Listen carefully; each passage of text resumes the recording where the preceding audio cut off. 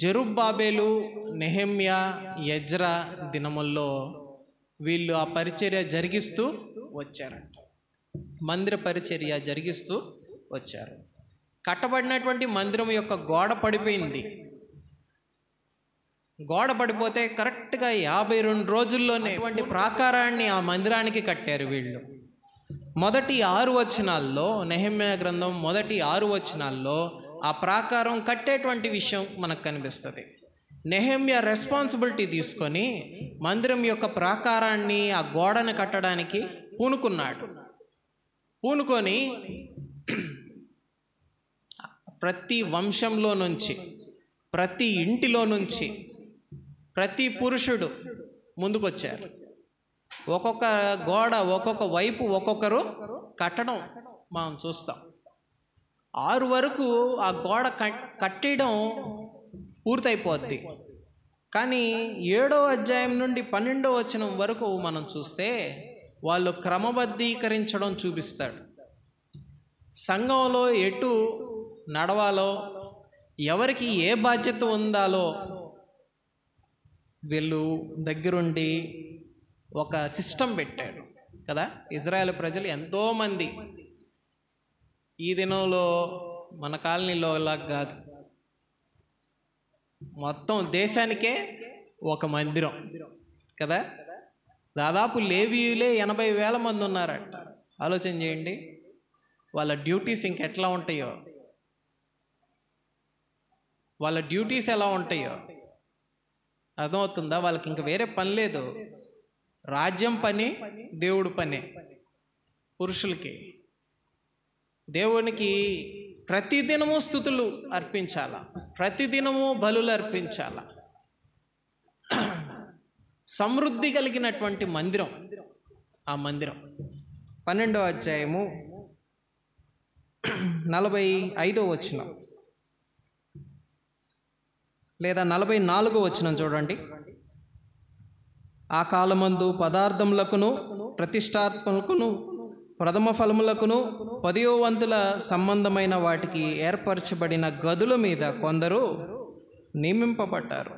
వారు యాజకుల కొరకు, లేవీయుల కొరకు ధర్మశాస్త్రమును అనుసారంగా నిర్ణయించబడిన భాగములను, పట్టములను, పొలముల నుండి సమకూర్చుటకు నియమింపబడ్డారు. సేవ చేయుటకు నియమింపబడ్డారు. యాజకులను బట్టి, లేవీయులను బట్టి యూదులు సంతోషించిరి.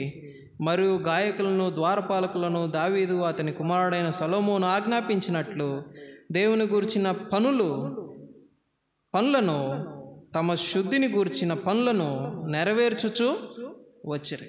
పూర్వకాలమందు దావీదు దినముల్లో గాయకుల విషయంలోనూ, స్తోత్రగీతములు విషయంలోనూ, పాటల విషయంలోనూ ఆసాబు ప్రధానుడు అని రాయబడింది. రెస్పాన్సిబిలిటీస్ అప్పచెప్తా ఉన్నారు. అంటే నెహెమ్యా పర్మిషన్ తీసుకొని వచ్చాడు, లీవ్ పర్మిషన్ తీసుకొని వచ్చాడు ఈ దేశానికి. ఈ దేశస్థుడే కానీ పర్మిషన్ తీసుకొని వచ్చాడు. కాబట్టి ఈ జెరుబ్బాబెలు, శాస్త్రి అయినటువంటి ఎజ్రా, రాజు అయినటువంటి జెరుబ్బాబెలు, ఆ ఊరికి గవర్నర్గా వచ్చినటువంటి ఈ నెహెమ్యా, ముగ్గురు పడిపోయినటువంటి ఆ కట్టడాన్ని తిరిగి కట్టించి ఒక్కొక్కరికి ఒక్కొక్క రెస్పాన్సిబిలిటీని ఇచ్చారు. ప్రతి ఒక్కరికి రెస్పాన్సిబిలిటీని ఇచ్చాడు. సంఘంలో వాళ్ళందరికీ రెస్పాన్సిబిలిటీని ఇచ్చాడు. 24 చూడండి, ఆఖరి నుంచి చూస్తే, దైవజనుడైన దావీదు యొక్క ఆజ్ఞను బట్టి స్తుతి పాటలు పాడుటకు వంతుల చొప్పున నిర్ణయింపబడ్డారు. పాటలు పాడే దానికి నిర్ణయింపబడ్డారు. ఇందాక చూస్తే, సరే 1 by 1 వెళ్దాం. 27లో చూస్తే, స్తోత్ర గీతములతోనూ, పాటలతోనూ, స్వరమండల సితారాలతోనూ, తాళములతోనూ సంతోషముగా జరిగించుచు లేవీయులు తమ సకల స్థలముల నుండి యెరూషలేమునకు రప్పించుటకు పూనుకున్నారు. ఏదో బాహ్యంగా మందిరం కట్టడం కాదు, ప్రాకారం నిర్మించడం కాదు, దానికి ఒక సెక్యూరిటీని నిర్మించడం కాదు, అది కాదు మందిరం. వీళ్ళు ఏం చేశారు? వీళ్ళ రెస్పాన్సిబిలిటీస్ చూసారా? పాటలు పాడే వాళ్ళని సమకూర్చారు. దానికి ఒక లీడర్ని పెట్టాడు. దానిలో ఒక ప్రధానుడు కనిపిస్తాడు, ఆసాపు కీర్తనలు కూడా మనకు తెలుసు. 49వ కీర్తన, 50వ కీర్తన, 73వ కీర్తన నుండి 83వ కీర్తన వరకు మొత్తం దాదాపు 12 నుండి 14 కీర్తనలు ఆసాపు రాశాడు. సంఘం ఇక్కడ ఈ విషయాలన్నీ గమనిస్తున్నప్పుడు అలనాడు మందిరం ఎలా కట్టబడింది?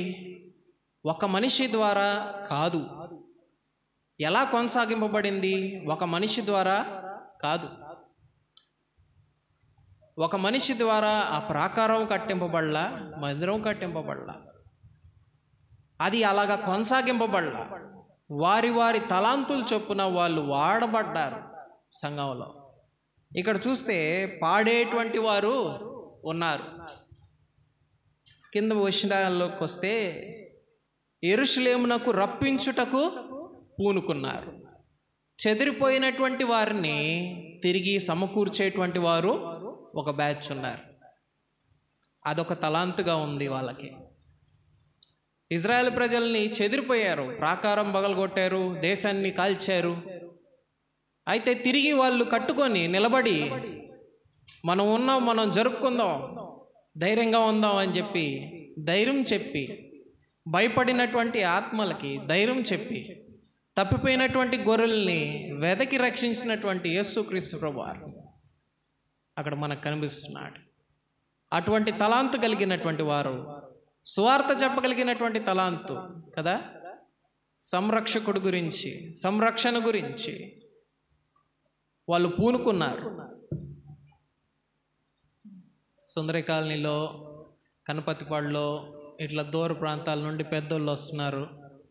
వాళ్ళని జస్ట్ పికప్ చేసుకొని డ్రాప్ చేసేటానికి కూడా కదా ఇబ్బందులు. మనకి